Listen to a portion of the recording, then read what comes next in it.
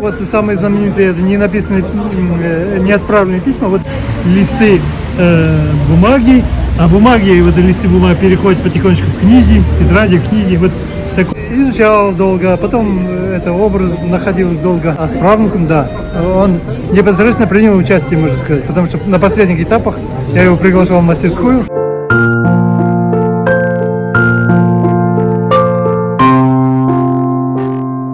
Я являюсь правнучкой Адель Кутуя. По воспоминаниям моей бабушки, здесь они жили, в этом доме, во флигеле. Раньше называлась эта улица Комлева, 33.